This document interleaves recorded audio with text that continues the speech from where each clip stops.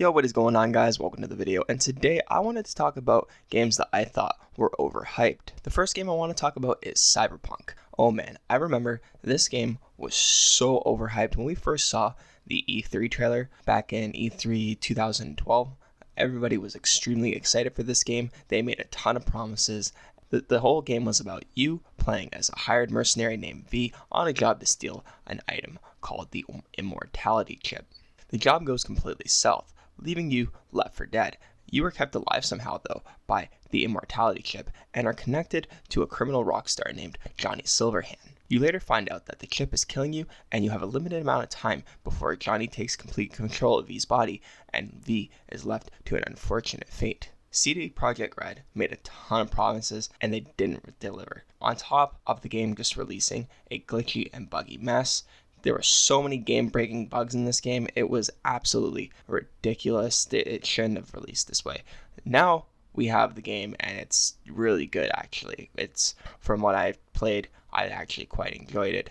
But they still made a ton of promises, like amazing AI, an NPC system with unique daily routines, a wanted and corrupt police system, immersive police involvement, hacking, and combat was supposed to be way more in depth. Quest decisions were supposed to have relevance in the world, and increased character customization during creation and in-game.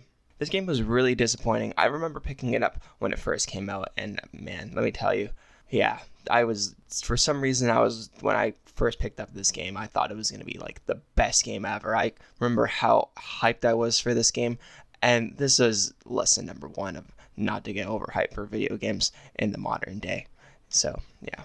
Next game I want to talk about is No Man's Sky. No Man's Sky is about exploration and survival, set in an infinite universe where you can fly seamlessly from the surface of a planet to another, and every star in the sky and every sun that you see, you can visit. This game I was so hyped for when it first released, and I didn't pick it up day one actually. I kind of waited a bit till, I want to say, a couple years ago when I first got my hands on this game, but I remember this game was crashing a lot. It was a buggy mess. People were saying the gameplay felt repetitive.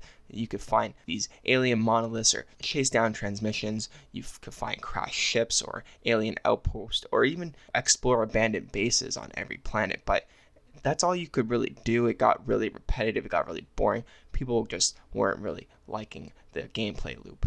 Also, they felt that the procedural generation of every planet was inconsistent. It also launched with a lackluster story, and it had a ton of promises that didn't launch with the game, but they're mostly added now.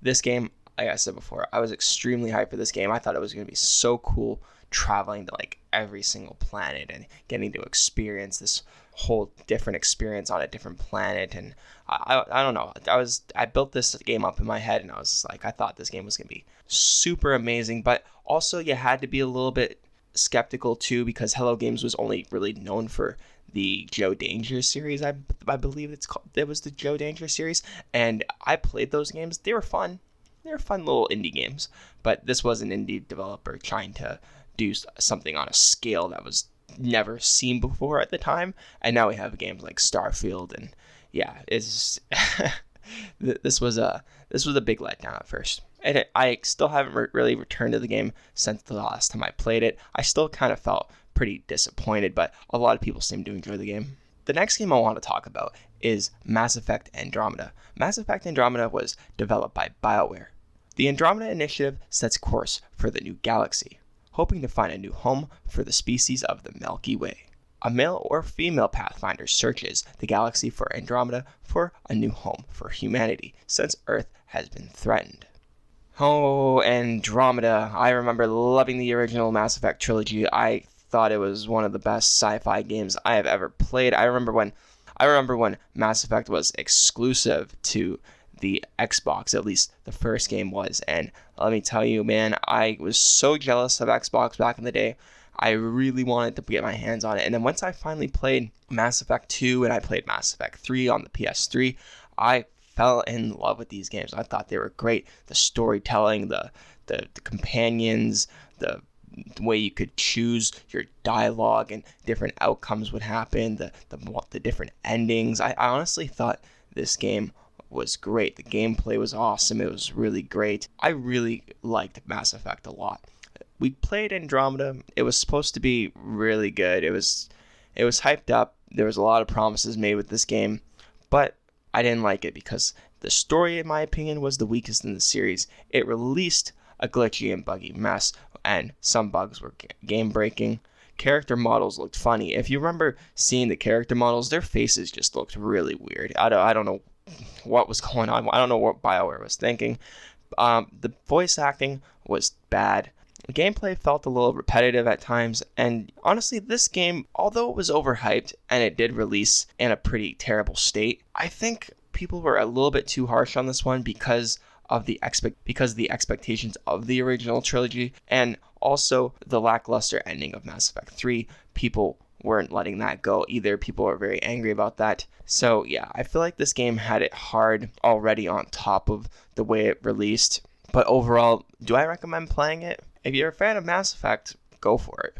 Just know that it's not going to be really a part of the original trilogy if you played. Just expect a whole different story. Next we have Evolve. This game I was excited for. It was from the creators of the Left 4 Dead games. I remember loving the Left 4 Dead games. I used to go over to my buddy's place, and he was the one that owned a 360 at the time, so I played Halo, I played Gears. I had all my first Xbox experiences at my buddy's place, and Left 4 Dead was one of them. And I remember playing Left 4 Dead 1 and 2 over at his place, and I loved those games. Those games are classic couch co-op experiences. I wish we had more of these games to this day, but obviously it's just not the direction gaming is going. As of course we have games like It Takes Two and A Way Out, but these games aren't as common as they used to be. Evolve was an action-adventure game with the focus of cooperative and competitive multiplayer. The game held up to 5 players with a unique twist of 4 players controlling hunters while the 5th player controls a monster. The whole objective of the game was for the hunters to hunt the monster before it evolved and got too strong. This game looked so cool when it was first shown. I thought it was going to be such a cool and unique multiplayer experience. I thought it was going to be such a fun time to play with friends, but then they were asking for money for this game, and I was like, okay, well, it did have a single player focus as well, but it was more focused towards multiplayer. And back then, we never really had games that were being released as just multiplayer focused titles or always online. This stuff, there was no battle pass. There was none of that stuff, right? So this game was promised to be the evolution of multiplayer games. It had a really bad single player mode because all the focus was on multiplayer.